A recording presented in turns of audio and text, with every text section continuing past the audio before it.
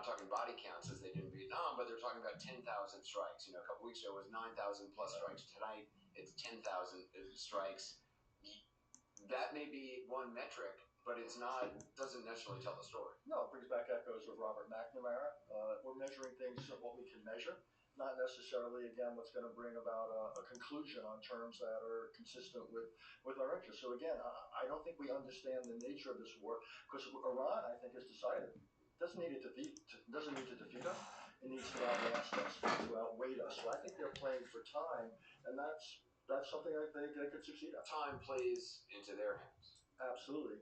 That if they can wait us out, the economic effects of a closed Strait of Hormuz, that begins to mount up. The political resistance to the war begins to grow in this country as gasoline prices go up, or the knock-on effects on inflation or whatever. So they believe that if they can take the punch, and I think they can, Iran, remember the Iran-Iraq war? Hundreds of thousands of Iranians lost their lives over a decade of war. This is a country that can take punches, that can withstand extraordinary pain. So the idea that we're going to get them to capitulate, or we're going to bring about regime change, I just don't see that as in the cards.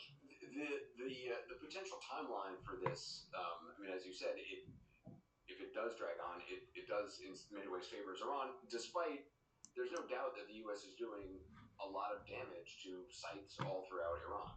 100%. Again, we're winning the conventional war. We're degrading capabilities, but that's not the only measure of a war. That's the battlefield. What did you think about the battlefield, including the global economy? How do you think Iran sees the U.S. sending, 5,500 Marines and airborne?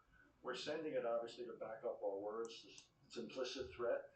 They might see that actually as a bit of an opportunity, as crazy as that sounds, because ground forces mean casualties. And they look at the history of the United States in wars, particularly wars of choice, unpopular wars, and they may say, oh yeah, we'll lose in the narrow traditional sense, but we can inflict casualties on the United States. That will affect the debate much more than we've already seen. There have been wars fought in the Middle East in which there were coalitions built, there was consensus built. And even though it ends up disastrously or dragged on for a very long period of time with huge casualties. Look, bringing Congress and the allies on board doesn't give you an unlimited blank check, but it gives you a lot more than what we have now. When you go to war without Congress, without the public, without allies, when your objectives constantly churn and change, you basically are going to war without a cushion. And if and when things last longer or start to head south, who do you appeal to? What do you say? And I think this administration is paying a price for the lack of preparation in every sense of the word. Do you think the administration basically looked at Venezuela and said, oh, let's do that again here? And it seems obviously the Iranian regime is very different than the dictatorship of Maduro. Can't prove it, but everything I've heard suggests that. They thought this was going to be easy, it was going to be quick. The United States, quote unquote, succeeded in Venezuela at a rather minimal cost.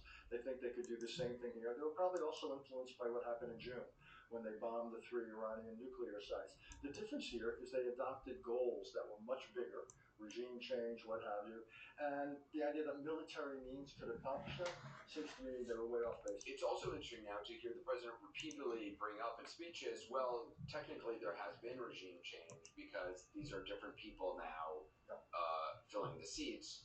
That's not really what regime change means. No, there's nothing systemic here. If anything, we still have the Islamic Republic that's been in place since '79. Might even be more radical. Might also be more difficult to get a consensus decision on negotiations. I wonder if people who are in favor of all these targeted killings or leaders said, hold it, if we don't get regime change, will we be able then to negotiate with a rough regime? That's the problem the administration runs into now. Do you, when you hear the administration talking about negotiations, do you believe that? I do, because again, we don't have a military solution to the Iranian nuclear. But do you believe that there are Iranians in power who, whether it's direct or through others, are looking for some sort of off-ramp? I think they got to be skeptical because twice we've negotiated and we launched an attack on them. But yes, open-ended war I don't think is the Iranian goal here. As always, it depends on the details. What kind of economic sanctions relief can they get? What kind of agreement would we sign on to with the organization or running of the Strait of Hormuz? So I think they're open to a conversation. What they want to see is what they can get for it. That's Richard Haas. Always a pleasure. Thank you. Thanks. Interesting. Coming up next, more on Carg Island, new reporting on how Iran is fortifying against a potential assault from the sea or air, and the risk they could pose. And later, what some are calling social media's big tobacco moment, Tara Swisher joins me on a jury's landmark decision in that case against YouTube and Meta, which were accused of creating addictive social media products. We'll be right back.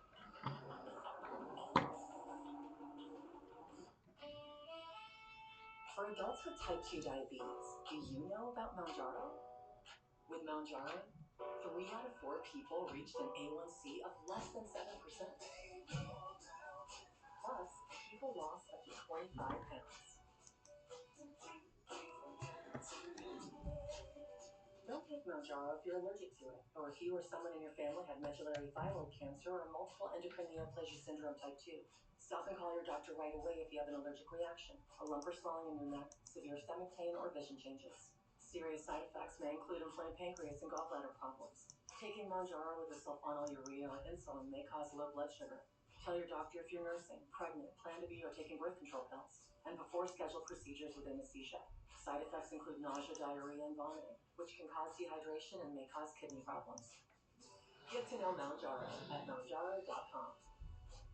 Ask your doctor about once-weekly Mounjaro. Pro-enamel, clinical enamel strain, can help us to keep our enamel for a lifetime. It's backed by science. It is clinically proven to strengthen our teeth. I would recommend this toothpaste to everybody. It's really an amazing product. I didn't think someone like me was at risk of shingles. The rash couldn't possibly be that painful. And it wouldn't disrupt my life for weeks. I was wrong. I didn't know that 99% of people over 50 already have the virus that causes shingles, and it could reactivate at any time. I learned that the hard way. But you don't have to. Talk to your healthcare provider today. Thank you.